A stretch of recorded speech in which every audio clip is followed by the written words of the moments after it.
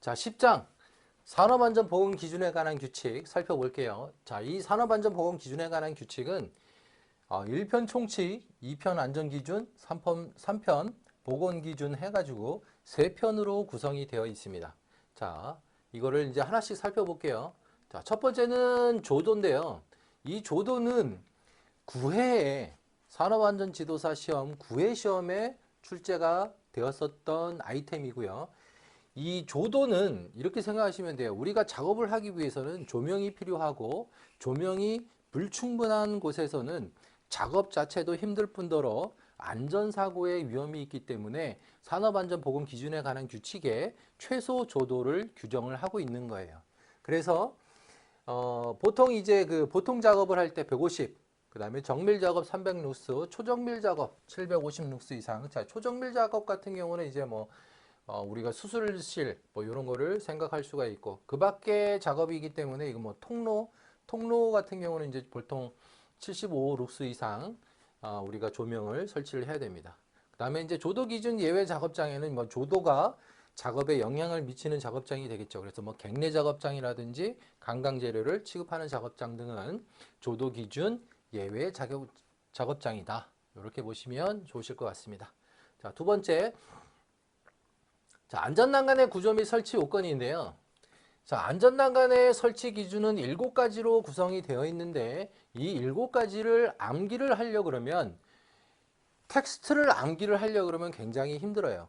자, 이거는 여기서처럼 그림을 그려놓고 암기를 하시게 되면 훨씬 암기가 용이합니다.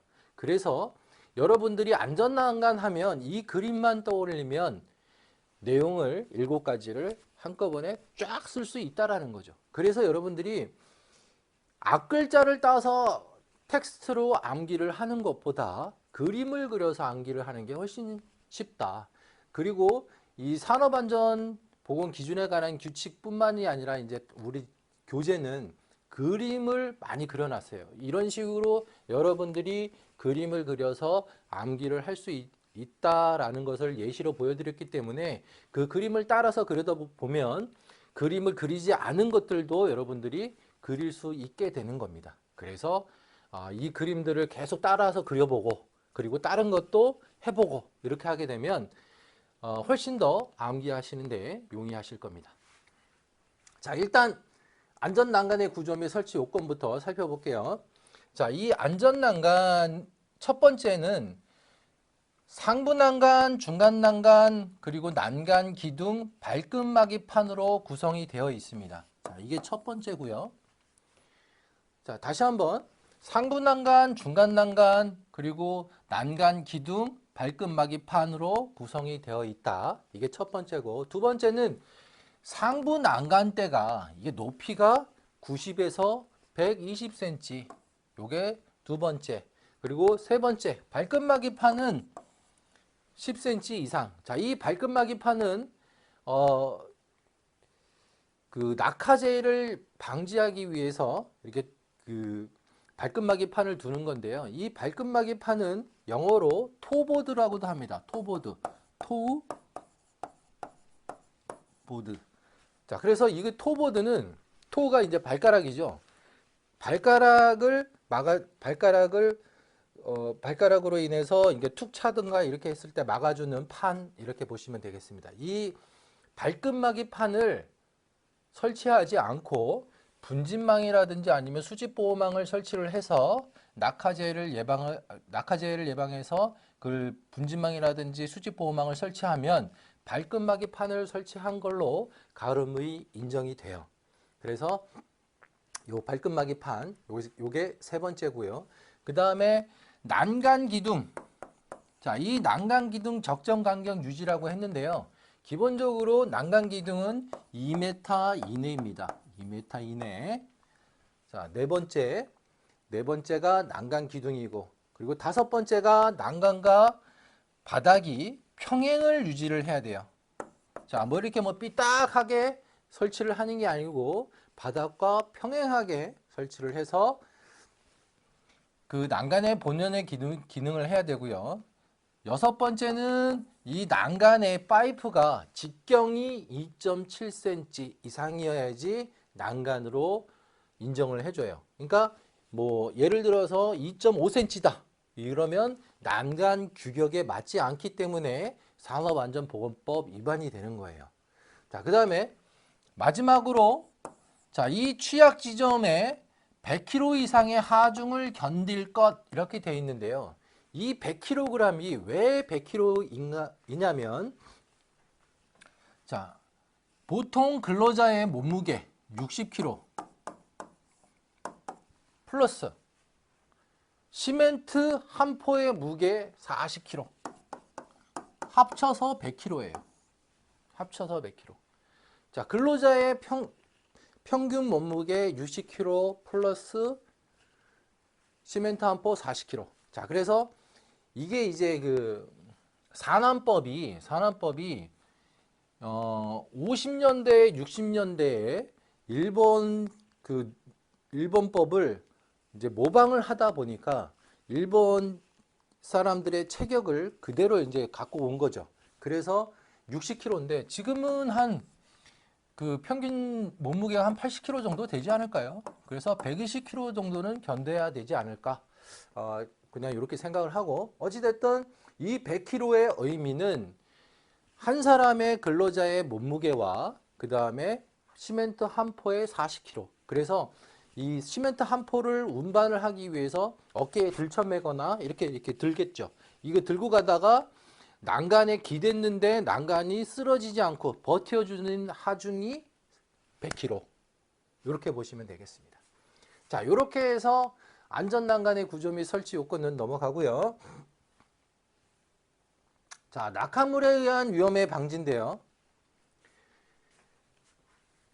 자, 이 낙하물 방지망의 작용 원리를 알면 이 낙하물에 의한 위험의 방지를 조금 더 쉽게 이해할 수가 있어요. 일단 낙하물에 의한 위험 방지에서 자, 이 낙하물 방지망의 작용 원리를 여러분들이 이해를 하시면 좋은데 자, 여기 낙하물 방지망 그림이 그려져 있습니다. 여기에 작업을 하다가 뭔가가 이렇게 낙하를 할 수가 있겠죠. 이 물건이 떨어져서 만약에 낙하물 방지망이 이렇게 평행하게 설치가 되어 있었다고 한다면 이 낙하물이 이렇게 했다가 평 하고 이렇게 떨어지겠죠. 이렇게. 자, 그런데 이 낙하물이 이렇게 떨어졌다가 이렇게 떨어지게 된다면 요게 각도가 설치 각도가 20에서 30도잖아요. 이렇게 해서 이 바깥쪽으로 역과가 되지 않습니다. 역과. 그래서 이 설치 각도를 평행하게 설치를 하는 게 아니고 20에서 30도를 주는 이유는 이 낙하물이 밖으로 떨어지지 않는 역과가 되지 않도록 한 거고요. 이게 첫 번째 낙하물 방지망 작용 원리고요. 역과 방지. 자, 두 번째는 이 낙하물이 떨어졌는데 이 낙하물 떨어지면서 낙하물 방지망에 구멍이 뻥 뚫려 버려. 그래가지고 밑으로 떨어지게 된다면 요 근로자가 그거 맞고 크게 다치거나 심한 경우는 사망할 수도 있죠. 그래서 이걸 방지하기 위해서 뚫림 방지 기능이 있는 거예요.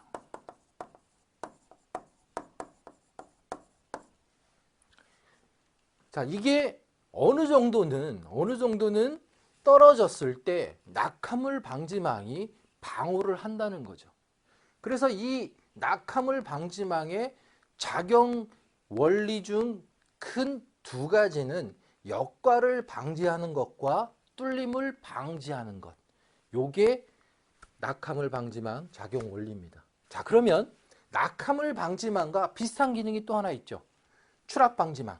자, 추락 방지망도 볼게요. 자, 추락 방지망은 자, 여기에다가 이제 추락 방지망을 이렇게 설치를 해놨어요. 이렇게 설치를 해놨는데 만약에 사람이 이렇게 떨어져요.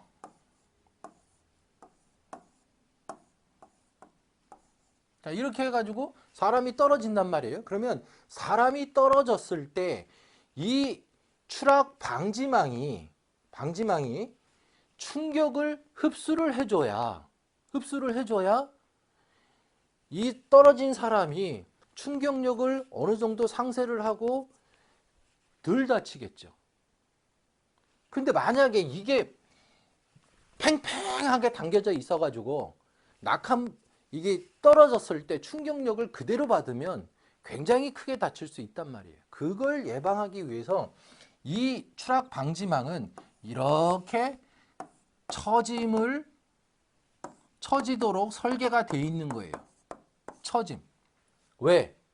충격을 흡수해야 되니까.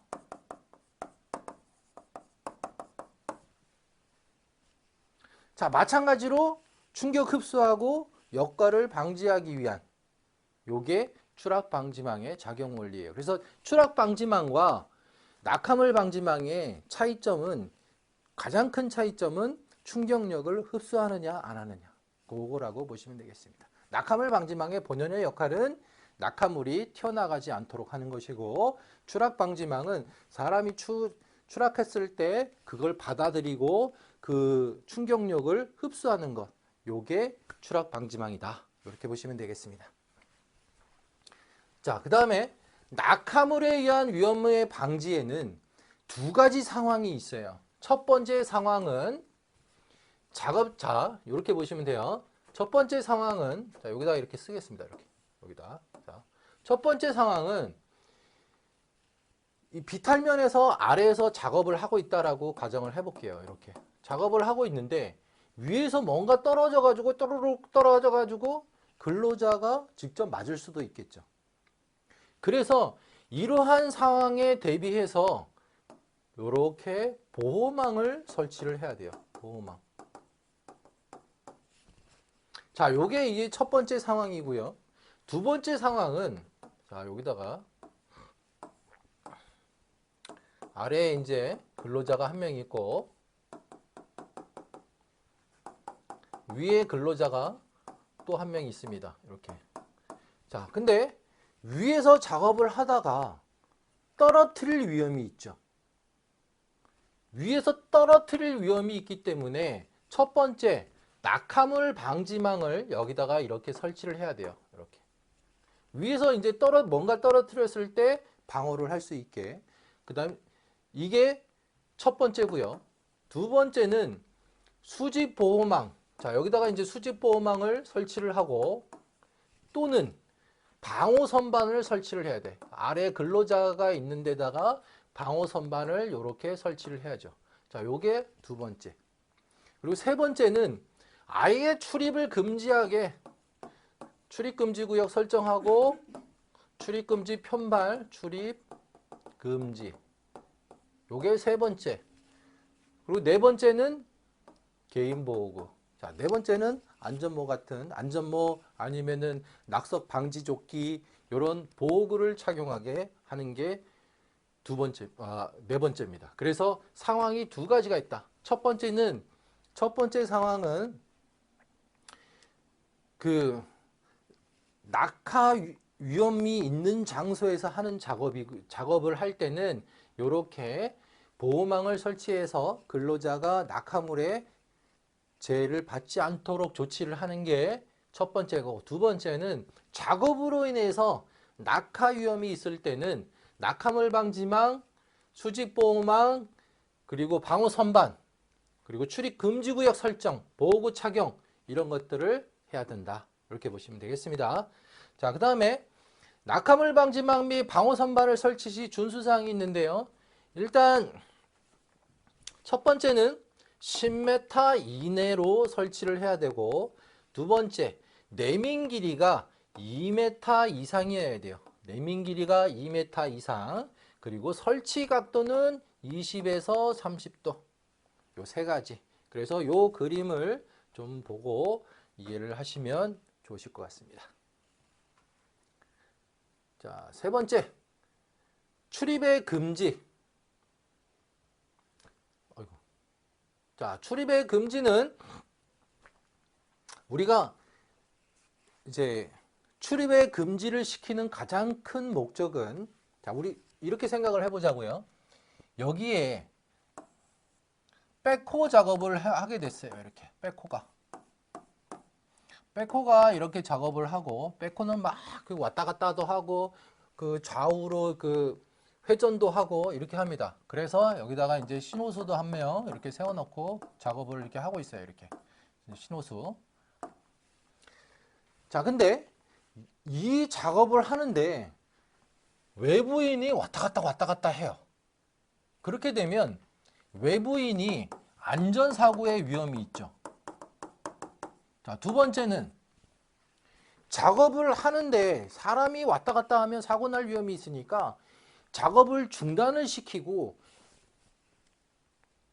그 사람을 내쫓을 거 아니에요. 아, 저리 가세요. 이렇게 하면, 그렇게 하게 되면 뭐가 되냐면 작업의 흐름이 끊겨요.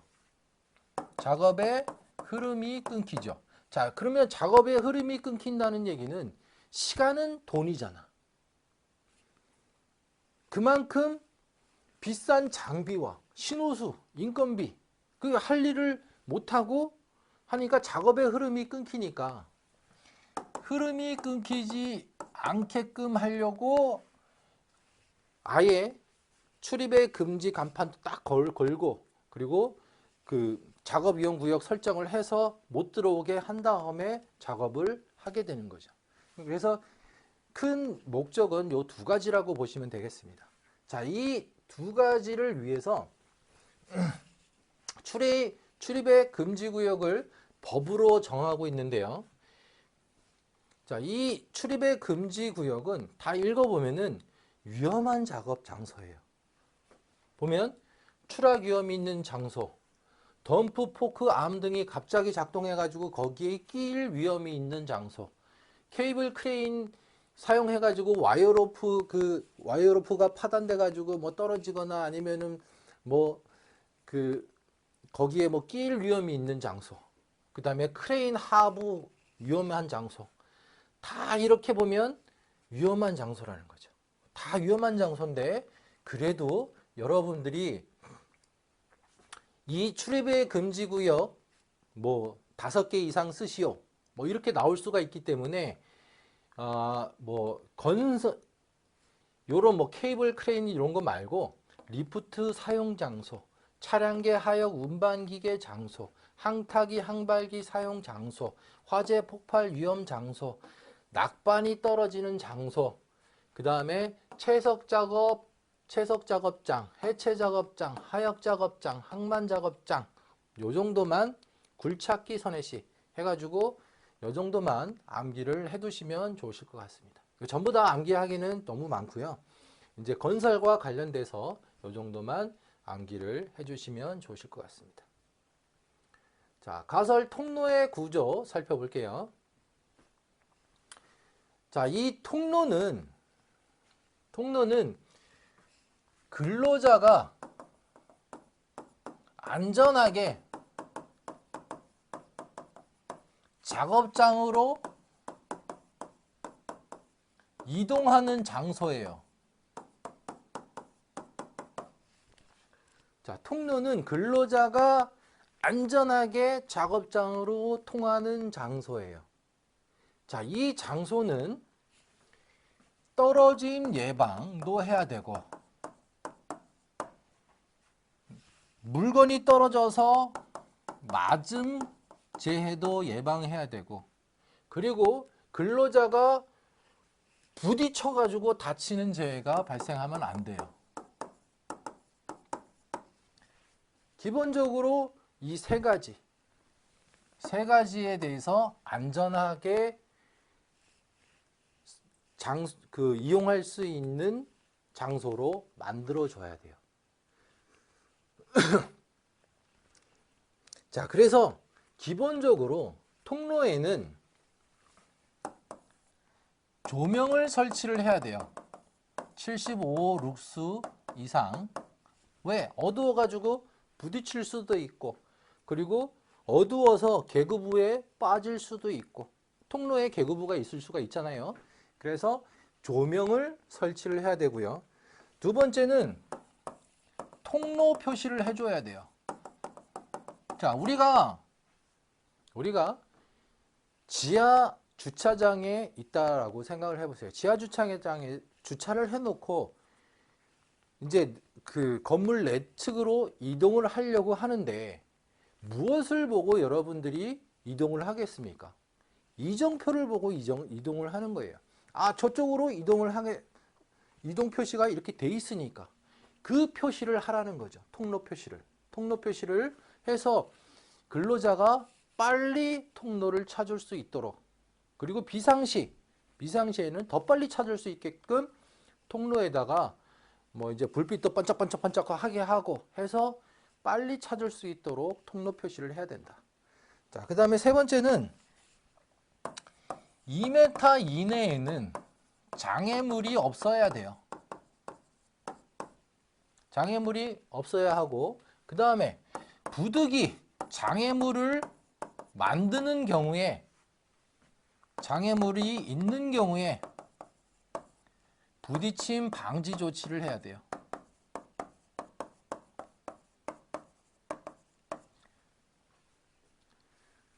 자, 요게 이제 기본적으로 통로에 설치할 때 갖춰야 할 조건이고요. 그리고 코샤 가이드에 보면, 자, 요것도 정리를 해 주시면 좋으신데, 코샤 가이드에 보면 통로 바닥에 대해서 정리를 좀 해놨어요.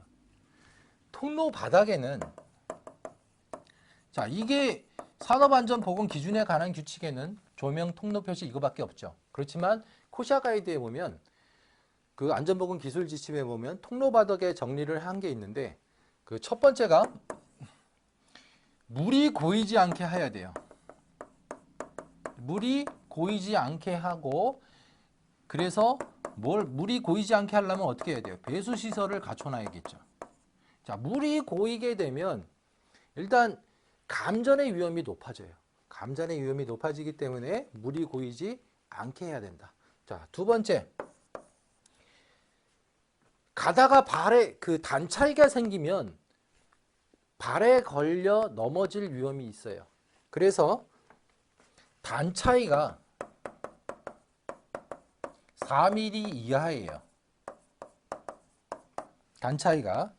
그리고 세 번째는 미끄럼 방지 조치를 해야 돼요. 그래서 전도 방지를 해야 되는 거죠. 그 다음에 네 번째는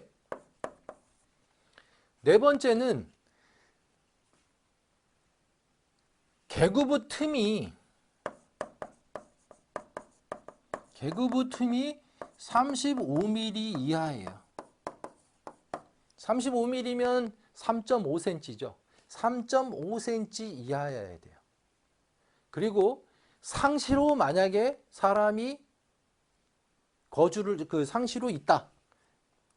상시로 사람이 있다라고 하면 계구부 틈은 25mm 이하여야 돼요. 자, 요게 기술 지침에 그렇게 규정이 되어 있습니다. 그래서 요거까지 같이 정리를 해 두시면 좋으실 것 같아요.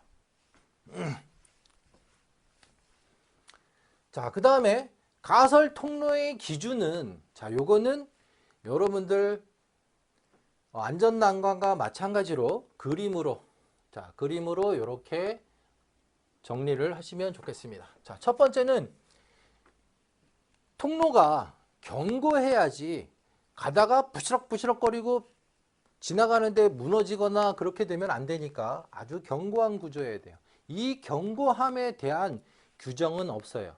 자, 이 규정은 뭐냐면 사람이 다치거나 사망하면 안 돼요. 그러니까 다치거나 사망하지 않을 정도로 튼튼한 구조여야 돼요. 이게 그러니까 구조상 뭐 100kg, 200kg 이렇게 딱 수치적으로 나오면, 정량적으로 나오면 참 좋은데 그렇게 안 돼 있고 막연히 이거는 튼튼한 구조여야 돼 라고 강제를 하고 있는 거죠. 자, 두 번째는 경사가 30도 이하여야 돼. 경사로죠, 이건. 경사로고 15도 초과 시 미끄럼 방지 조치. 세 번째, 그리고 난간을 설치해야 돼요. 자, 난간은 떨어질 위험이 있으면 다 난간을 설치해야 돼요. 예전에는 높이 1m 뭐 이렇게 뭐 그 규정이 좀 있었는데 그게 아예 없어지고 그냥 뭐 높이 30cm에서도 떨어져도 떨어질 위험이 있으니까 떨어진 방지 조치, 야간 안전 난간을 설치해야 돼요. 조금 어렵죠. 자, 그리고 수직갱 내에 15m 이상의 통로에는 10m 이내마다 계단 참을 이렇게 설치를 해야 되고요. 8m 이상 비계다리는 7m 이내마다 계단 참을 설치를 해야 돼요. 자, 그래서 요거는 이렇게 암기를 하시고요. 자, 사다리식 통로 등의 구조를 살펴보겠습니다. 자, 사다리식 통로의 구조도 이렇게 그림으로 그려져 있는데요. 자, 여기에서 한 가지 짚고 넘어갈게. 이 등받이 울이 있는 경우와 등받이 울이 있어서 불편한 경우 요렇게 두 가지로 규정을 해놨어요. 그래서 자, 등받이 울은 바닥으로부터 높이가 2.5m 되는 지점부터 등받이 울을 설치를 해야 돼요. 어떤 경우에 이동에 지장이 없는 경우에는 바닥으로부터 높이 2.5m부터는 등받이 울을 설치를 해야 되고, 등받이 울이 그 이동이 곤란한 경우, 예를 들어서 뭐 이제 뭐 그 뒤에 백을 큰 거를 메고 있다 그러면은 이게 이제 이동을 이렇게 하려고 보는데 등받이 울이 걸려서 이동이 어려울 수 있겠죠. 이럴 때는 이동이 곤란한 경우에는 개인용 추락 방지 시스템을 적용해서 전신 안전대를 착용해 가지고, 자, 이 전신 안전대는 이제 안전 그네식이죠. 벨트식이 아니고 그네식 전신 안전대를 사용해 가지고 개인용 추락 방지 시스템. 자, 개인용 추락 방지 시스템은 수직 구명줄과 추락 방지대를 연결을 이렇게 해 가지고 올라다닐 때 이렇게 올라다리라는 얘기죠. 이렇게 수직 구명줄하고 추락 방지대를 해서 여기는 전신 안전대. 자, 전신 안전대 이렇게 그 허벅지까지 이렇게 해서 전신 안전대 사용해 가지고 이렇게 한다는 얘기예요. 자, 요거를 이제 그림으로 그리게 되면 이렇게 되어 있습니다. 자, 첫 번째는 견고한 구조로 해야 되고, 자, 두 번째는 심한 손상 부식 등이 없는 재료를 사용을 해야 된다는 얘기고요. 그다음에 세 번째는 발판의 간격은 일정하게, 보통은 30cm로 하죠. 30cm 간격으로 하고, 그다음에 네 번째는 발판과 벽과의 사이는 15cm 이상, 그리고 다섯 번째는 폭이 30cm 이상, 여섯 번째, 일곱 번째, 여덟 번째, 아홉 번째 해가지고 마찬가지로 요것도 여러분들이 몇 번? 세 번만 그려보고 써보면 암기를 쉽게 할 수 있습니다. 그리고 사다리식 통로의 구조 그러면 이 그림이 딱 떠올라야 돼요. 딱. 그래서 반복적으로 주기적으로 그려보고 하시게 되면 쉽게 그리고 오래 기억을 간직할 수 있습니다. 자, 다음 넘어가겠습니다. 자, 계단의 강도, 계단의 난간 해가지고 계단참을 설치하는 경우 500kg을 견뎌야 되고, 계단의 폭은 1m 이상 3m, 요거는 이렇게 그림으로 정리를 해놨습니다. 자, 그래서 계단의 강도는 500kg 이상이고 안전율이 4 이상이에요. 안전율이 4 이상. 그리고 이제 바닥에서 낙하 위험이 없도록 여기도 토보드를 설치를 해야 되고요. 그리고 계단의 폭은 1m 이상, 계단참은 너비가 1m, 1.2m, 그리고 높이 2m 이내의 공간에 장애물이 없어야 하며 그리고 높이가 1m 이상이면 이 측면에, 개방된 측면에 안전난간을 이렇게 설치를 해야 됩니다. 그래서 6가지가 있다. 계단에 관련된 거 이렇게 한꺼번에 그림으로 그려서 이해를 하시면 좋으실 것 같습니다. 자, 그다음에 이제 보호구. 자, 보호구는 뭐 안전모, 안전대, 안전화, 보안경 이렇게 있는데 그림으로 보면서 보겠습니다. 자, 일단 안전모인데요. 안전모는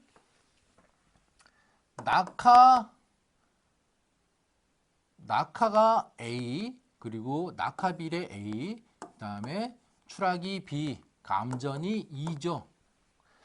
A가 왜 낙하냐면 안전모의 주 기능이 낙하물 방지예요.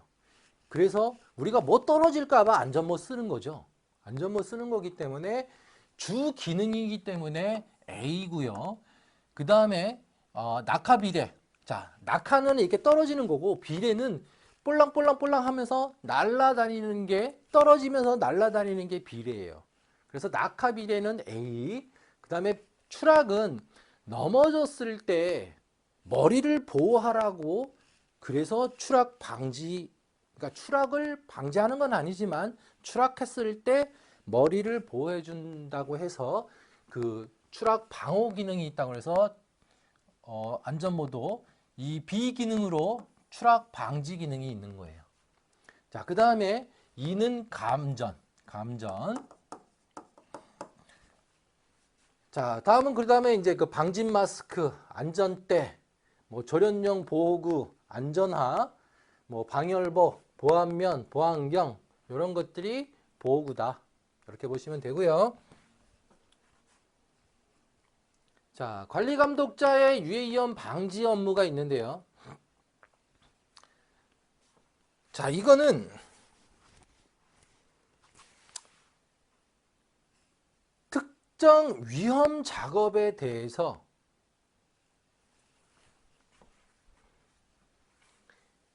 관리감독자가 사전에 안전한 방법으로 작성된 작업 계획서대로 작업 통제 관리를 한 게 관리감독자의 유해위험 방지 업무예요.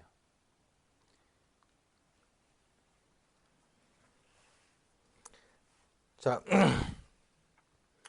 특정 위험 작업에 대해서 관리감독자가 안전하게 통제 관리하기 위해서 유해위험 방지 업무를 한다. 이렇게 보시면 되겠습니다. 자, 그래서 유해위험 방지 업무의 작업의 종류를 보면 크레인 사용 작업이 있고요. 그 다음에 거푸집 동바리 및 흙막이 지보공 작업, 집안 터널 및 채석 굴착 작업, 비계 달비계 작업, 해체 작업, 성면 해체 작업, 밀폐 공간 작업, 다 위험한 작업이죠.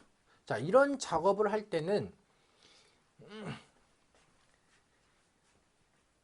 일단 안전한 작업 방법을 결정을 하고, 그리고 사용하는 재료 기구에 대해서 결합 유무를 점검을 하고, 불량품이 발생하면 제거하고, 보호구, 그 다음에 출입 통제, 대피 이런 것들을 그 유해위험 방지 업무를 하게 된다. 그리고 방지 업무를 하기 전에 시작 전 점검 사항이 있어요. 그래서 자, 이 시작 전 점검 사항은 예방 조치구죠. 예방 조치고요. 그리고 유해위험 방지 업무 별표 2에 있는 거는 통제 조치죠. 자, 이거는 작업 전에 예방을 위해서 점검을 하는 거고, 유해위험 방지 업무는 작업 중에 통제를 통해서 재해를 예방하는 거예요. 그래서 작업 전 예방, 작업 중 통제라고 보시면 되겠습니다. 그래서 기계 기구를 사용하는 작업일 때는 방호장치 및 경보장치, 그리고 와이어로프, 집안 상태, 아웃트리거 이런 것들을 사전에 점검을 하고, 그 다음에 뭐 위험 작업을 할 때는 작업 준비, 그리고 뭐 이제 방호 조치, 비산 방지 조치, 환기 조치 이런 것들을 점검을 하게 되는 거죠. 자, 근데 이런 것들이 전부 작업 계획서에 다 포함되어 있다. 그래서 작업 계획서에 있는 내용과 이것들을 서로 비교해서 보시게 되면 조금 그 공부하시는데 도움이 되실 겁니다. 자, 그다음에 이제 사용의 제한. 사업주가 부적합한 기계기구 설비 및 방호장치 보호 등을 사용해서는 아니 된다라는 것을 이제 그 법적으로 정의를 한 거예요. 그래서 이 기계기구라든지 보호구라든지 안전하지 않은 그리고 허접한 것을 법적으로 사용하면 안 된다고 규정을 한 거죠. 그래서 내용을 살펴보면 방호 조치가 안 된 거, 그 다음에 기계기구 등의 대여자 등이 조치가 안 된 거, 안전인증 기준이 없는 거, 부적합한 거 이런 것들 있죠. 그러니까 안전인증 제품이 아니거나 아니면 자율안전 기준 제품도 아니고 KS 제품도 아니고 이런 허접한 거를 사용해서 근로자가 다치거나 사망에 이르게 되면 처벌을 하겠다라는 뜻이죠. 그래서 사업주는 사용을 하더라도 좀 그 인증 제품을 사용을 해야지, 사용을 해서 근로자가 그 안전이 확보된 제품을 사용함으로써 안전을 확보할 수 있도록 하는 조치가 라고 보시면 되겠습니다. 자, 여기에서 기계기구 등의 대여자 등의 조치가 있는데요. 이 대여자 등의 조치는 뭐냐면 대여자가 하는 조치가 있고 대여받는 자가 하는 조치가 있죠.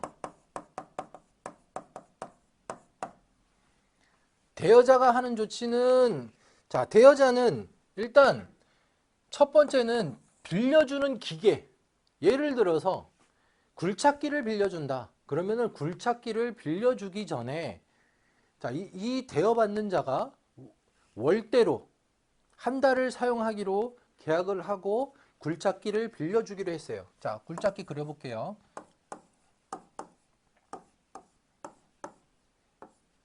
자, 이 굴착기를 한 달 동안 빌리기로 했는데 이 빌려줄 때 미리 점검하고 보수를 해주고 빌려줘야겠죠. 빌려줬는데 빌려주자마자 고장나면 대여받는 사람이 아주 그냥 뭐 개지랄 할 거 아니에요. 야, 너 이렇게 고장난 걸 빌려줘? 뭐 이러면서. 그럼 너 돈 안 줘? 이러면은 돈 못 받을 수 있으니까 미리 점검해가지고 고장날 거 다 수리해가지고 빌려주게 되는 거죠. 자, 그 다음에 얘가 가지고 있는 성능 이력서를 교부를 해줘야 돼요. 성능 이력서를, 이 굴착기는 뭐 언제 점검을 했고 혹시라도 만약에 이게 고장이 나면은 나한테 전화를 해야 되고, 그 다음에 얘가 그 엔진 오일을 언제 갈았고 이런 것들을 성능 이력서에다가 딱 적어가지고 이 대여받는 사람한테 줘야겠죠. 그 다음에 세 번째는 조종자가 있을 거 아니에요. 자, 이 빌려주는 사람이 이 빌려주는 사람이 운전자일 수도 있고 아니면 다른 사람일 수도 있죠. 이 조종자의 자격, 이 굴착기 조종 자격이 있는지 그 자격을 확인해야 되고, 그 다음에 이 굴착기 조종자가 작업 내용을 숙지를 하고 있는지, 작업 계획서의 내용을 숙지를 하고 있는지를 작업에 대한 것을 출제하고 있는지를 확인을 해야 되죠. 그래서 대여받는 사람한테 넘겨줘야 돼요. 그리고 이 대여받는 사람은 이 넘겨받은 굴착기에 대해서 안전장치라든지 그 다음에 외관이라든지 이런 것들을 점검을 해야겠죠. 그래야 받고 이상이 없는지 확인을 한 다음에 점검을 안 하게 되면 이거 언제 부러진 거야? 자기가 부러뜨려 놓고 그 부러진 거를 빌려주고 그거 부러졌다고 이제 뭐 우겨가지고 돈을 받을 수도 있잖아요. 그렇기 때문에 항상 점검을 해야 되고, 그리고 점검해야 되고, 그 다음에 이제 사용할 때 안전 조치를 해야 되는 거죠. 그래서 이 대여자와 대여받는 자 등의 조치가 미실시가 됐을 때는 사용을 금지시켜야 된다. 자, 이런 뜻입니다. 자, 악천후 및 강풍 시 작업 중지가 있는데요. 자, 악천후에 관련된 것들은 싹 모아놨어요. 자, 싹 모아놨습니다. 그래서 자, 10m 세크일 때는 타워 크레인, 리프트, 이동식 크레인 등이 설치, 수리, 점검 또는 해체 작업 중지를 해야 되고요. 타워 크레인이고, 그 다음에 타워 크레인은 15m 세크일 때는 운전 작업을 중지를 해야 되고, 그 다음에 30m 세크일 때는 폭풍에 대한 이탈 방지해야 되고 붕괴 방지 조치를 해야 됩니다. 자, 그리고 철골 작업은 풍속이 10m 세크, 강호량은 1mm, 강설량은 1cm. 이렇게 돼 있다. 그리고 달비계는 5m 세크일 때는 달비계 작업을 중지를 해야 돼요. 자, 요게 얼마 전에 그러니까 1년 정도 안 지났는데 달비계 작업을 하다가 돌풍이 불었어요. 돌풍이 불었는데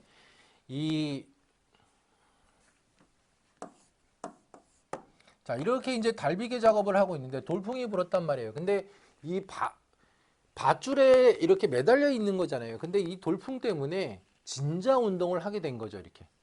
그러면서 근로자가 이 벽면에 이리 쿵 저리 쿵 부딪혀 가지고 그 사망한 케이스가 있어요. 그래서 이 달비계 같은 경우도 이 바람이 위에서 그 밑에서는 바람이 부는지를 잘 몰라도 위에 올라가면 밑에서 부는 바람과 달리 굉장히 크게 작용할 수 있거든요. 그래서 바람의 세기를 항상 이게 좀 체크를 하고 있다가 좀 바람의 세기가 세진다 싶으면은 작업을 중지를 하는 게 재해를 예방하는 데 도움이 될 겁니다. 자, 다음 사전조사 및 작업계획서의 작성인데요. 사전조사를 하는 목적은 사전조사. 혹시 모를 위험, 그러니까 잠재된 위험 요인을 파악하기 위해서죠. 잠재된 위험 요인 파악이죠. 자, 사전조사는 그냥 우리가 작업계획서를 컨트롤 C, 컨트롤 V 해서는 이 잠재된 위험을 알 수가 없죠. 사업장에 다 각기 다른데 어떤 사업장은 뭐 높이가 있는 사업장이 있을 거고 뭐가 떨어질 위험이 있는 작업장이 있을 수가 있는데 그런 그 잠재된 위험 요인을 직접 가서 조사를 해보고 거기에 맞춰서 잠재된 위험 요인을 없애기 위한 작업계획서는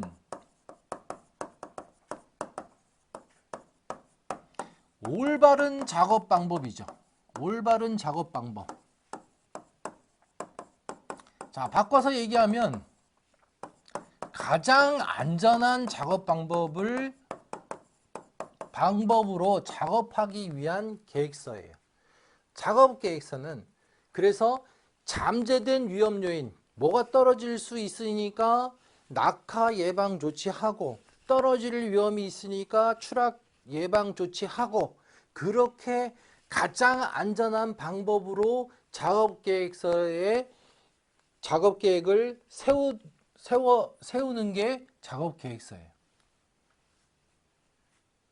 그리고 나서 이 작업 계획서를 작성만 하는 게 아니라 가장 중요한데 TBM 할 때 근로자에게 작업 내용을 공유하고 전파를 해줘야겠죠.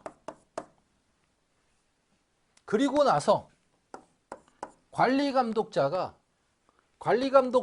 작업지휘자가 관리감독자가 유해이온 방지 업무를 하고 작업지휘자가 작업지휘를 하게끔 뭘 가지고 작업계획서를 가지고 작업계획서에 있는 가장 안전한 방법으로 작업을 하는지 확인 통제를 해야겠죠.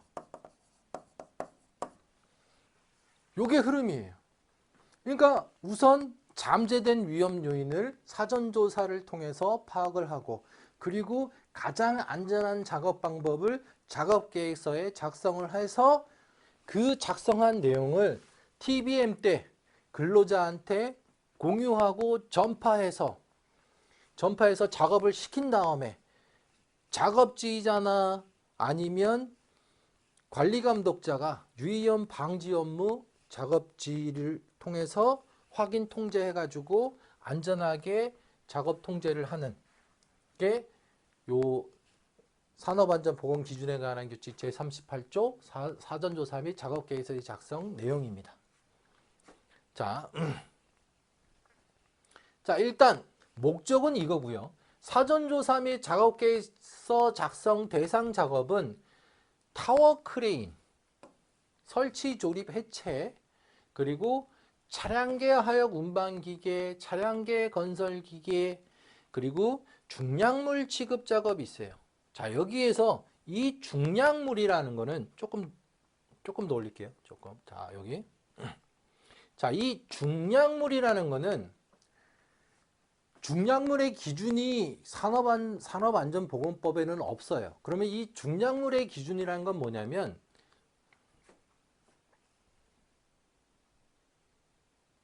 자, 이 중량물의 기준은 사람이 들기 어려워서 장비를 사용하는 작업이에요.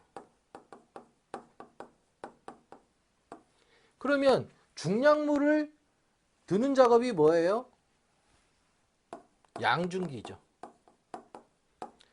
그래서 중량물 취급 장비 같은 경우는 취급 작업은 양중기 작업이라고 생각하시면 돼요. 그렇지만 중량물 취급하는 게 전부 양중기로 하는 건 아니에요.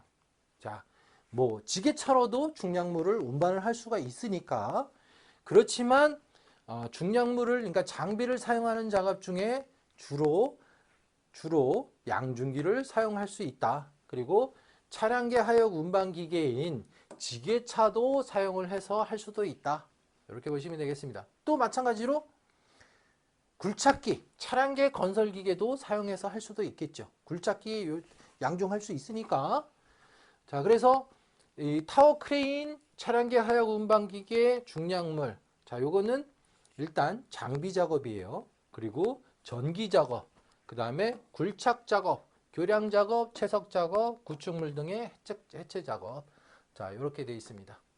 자, 그래서 요거는 이렇게 암기를 하시고요. 자, 작업 계획서의 내용을 보겠습니다. 타워 크레인을 설치, 조립, 해체를 할 때는 타워 크레인의 종류 및 형식. 자, 타워 크레인이 T형인지 아니면 러핑인지 종류 및 형식이 있을 거고 그 다음에 순서가 있을 거 아니에요. 순서가 있고 작업 도구, 장비, 그 다음에 작업 인원을 구성, 그리고 지지 방법. 자, 지지 방법은 지금 이제 벽체 지지 방식밖에 안 돼요. 자, 벽체 지지 방식. 자, 벽체를 지지할 때 어떻게 할 거냐? 요거를 이 작업 계획서에 그 작성을 해야 되고요. 그 다음에 차량계 하역 운반기계는 자, 지게차를 생각을 해보고 하시면 되죠. 지게차로 인해서 추락, 낙하, 전도, 협착, 붕괴 등의 위험이 발생할 수 있으니까 추락, 낙하, 전도, 협착, 붕괴 등의 예방 대책을 하고, 그 다음에 장비가 지게차가 운행하는 경로, 작업 방법 등을 작성을 해야 된다. 두 가지 작성해야 되고요. 자, 그 다음에 차량계 건설기계. 자, 차량계 건설기계 대표적인 거 굴착기 생각을 하시면서 굴착기가 굴러떨어지든지 집안의 붕괴 등으로 인해서 이게 전도가 돼가지고 근로자의 위험을 방지할 수도 있기 때문에 그런 것들을 사전에 조사를 해야 되고, 작업계획서 내용은 자, 굴착기 종류, 뭐 성능, 그다음에 운행 경로, 그다음에 차량계 건설 기계에 의한 작업 방법 등을 작성을 해야 된다. 자, 굴착 작업은 사전 조사 내용은 자, 요거는 이렇게 생각을 해볼게요. 자, 여기에 이제 비탈면이 이렇게 있다고 생각을 해볼게요. 자, 이렇게 비탈면이 있어. 그러면 이 비탈면의 형상, 그 다음에 이렇게 생겼죠. 형상, 그 다음에 지질, 지층, 형상, 지질, 지층 상태하고, 그 다음에 균열이 혹시 있는지, 뭐 여기에 뭐 인장균열이 있는지, 함수, 자, 이 자체적으로 흙이 가지고 있는 수분, 그러니까 함수율이 높은지 아니면 마른 땅인지, 이거를 함수를 체킹을 하고, 그 다음에 용수. 자, 용수는 쓸 용자예요. 물을 쓴다는 얘기인데 혹시 여기 위에서 뭐 물길이 있다든지 이런 거. 그래서 물이 있으면 동결을 하겠죠. 그래서 동결했다가 해빙기 때 풀어지면서 동결 융해가 발생할 수가 있으니까 그 동결과 융해를 반복하면서 집안이 연약화돼서 붕괴 위험이 있을 수 있으니까 이런 것들을 확인해야 된다는 얘기고요. 그 다음에 세 번째는 요 매설물이 있는지 아니면 지하 수위가 있다든지 이런 것들을 이런 것들을 확인을 해야 된다는 얘기죠. 그 다음에 이런 거. 자, 그래서 이렇게 여러분들이 이 내용을 보고 스토리를 입히셔야 돼요. 스토리. 자, 그 다음에 작업 계획서의 내용은 굴착 방법이라든지 인원 장비, 매설물, 만약에 매설물이 있다 그러면 매설물에 대한 거, 연락 방법, 지보공, 작업지휘자 이런 것들을 그림으로 그려서 정리를 하시면 좋으실 것 같습니다. 자, 그 다음에 이제 터널 굴착 작업. 자, 터널 굴착 작업은 자, 보링 등 적절한 방법으로 자, 보링은 구멍을 뚫는 거예요. 구멍을 뚫어서 그 흙이 어떻게 생겼는지 확인을 해보는 거죠. 샘플링을 통해서 보링을 하게 되면 이제 구멍을 뚫어가지고 그 안에 있는 내용물을 확인해 볼 수 있는 샘플링을 할 수가 있죠. 그 샘플링을 통해서 이게 보링을 구멍을 뚫었는데 흙만 나와. 그러면 그건 토사로 이루어진 지층이고 딱 뚫었는데 잘 안 뚫리면서 매우 뻑뻑뻑뻑 하면서 겨우 뚫었어. 봤더니 암이야.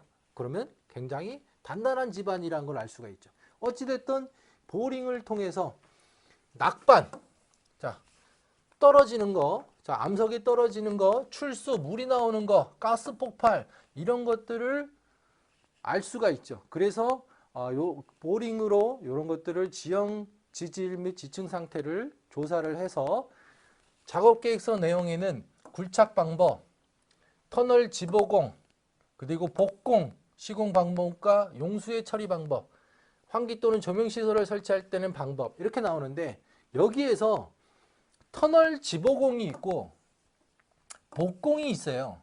자, 이건 뭐냐면 터널 지보공은 이렇게 생각하시면 돼요. 터널 지보공은 임시로 하는 지지물이에요. 지지 구조물. 임시로. 자, 우리가 이제 공사를 하기 위해서 터널을 이렇게 뚫으면서 터널을 이제 그 붕괴를 방지하기 위해서 쇼크리트 대고 그다음에 뭐 락볼트 받고 뭐 이런 임시 지지 구조물이고, 이 복공은 이제 그 콘크리트나 벽돌을 싸가지고 영구적으로 붕괴를 방지하기 위한 구조물이에요. 영구 구조물. 자, 그러면 터널에다가 벽돌을 쌓지를 않으니까 콘크리트를 한다 그러면 뭐가 될까요? 라이닝 콘크리트 이런 것들이 복공에 해당된다라고 볼 수 있습니다. 그래서 개념은 터널 지보공은 임시 지지 구조물이고 복공은 영구 지지 구조물이다. 이렇게 보시면 되겠습니다. 자, 그다음에 용수는 이제 물 처리하는 거죠.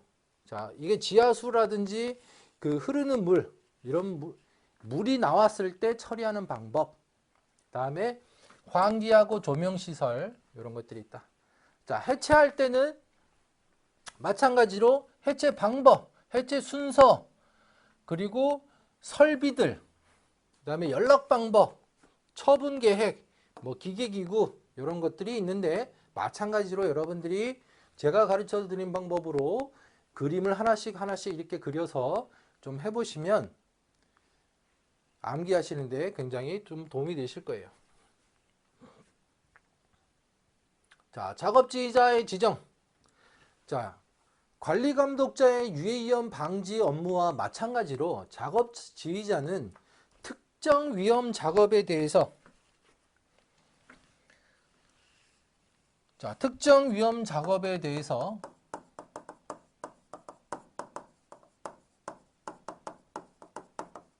사전에 계획된 가장 안전한 방법으로 작업을 통제 관리하기 위해서 작업지휘자를 두게 되는 거예요. 특정 위험 작업. 차량계 하역 운반 기계 등을 사용하는 작업. 차량계 하역 운반 기계, 지게차, 고소작업 대 군내 운반차, 화물 트럭 이런 거 있죠. 이런 거를 사용할 때 작업지휘자를 지정해야 된다. 그 다음에 굴착 높이가 2m 이상, 그 다음에 교량, 구축물 등의 해체 작업, 중량물 취급 작업. 자, 이런 거 할 때는 작업지휘자 지정 대상 작업이다. 자, 작업지휘자 지정 대상 작업하고 관리감독자 유해위험 방지 감독 업무하고 여러분들이 비교를 통해서 없는 거 있는 거 구분을 해 놓으시면 시험 문제 푸실 때 좀 도움이 되실 거예요. 요거를 둘이 같이 이렇게 하시면 헷갈리니까 좀 정리를 따로 해 두시면 좋으실 것 같습니다. 자, 그 다음에 신호. 자, 신호는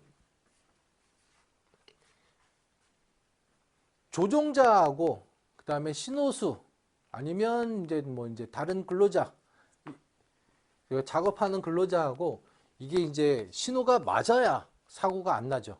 그런데 이 신호 방법을 결정해야 하는 작업이 법으로 5가지를 정해놨어요. 일단 양중기를 사용하는 작업, 차량계 하역 운반기계, 차량계 건설기계, 항타기, 항발기 다 뭐예요? 건설기계예요. 자, 건설기계 작업이 4가지고 그 다음에 중량물을 2명이 취급 운반하는 작업. 자, 이거는 왜 그럴까요? 자, 한번 생각을 해볼게요.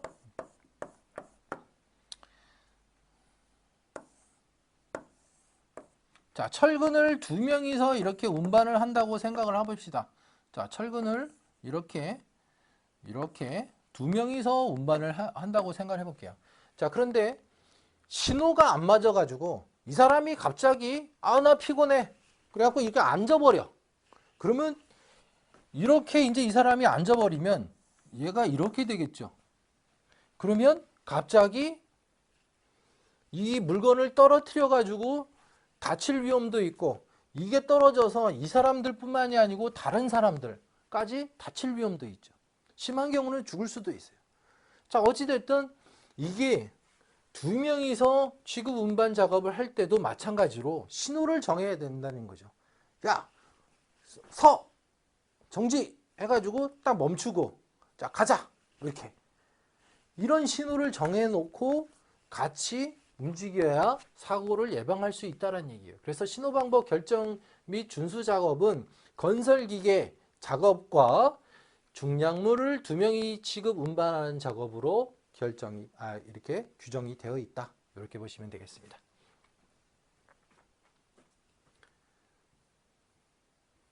자, 41조 보도록 하겠습니다.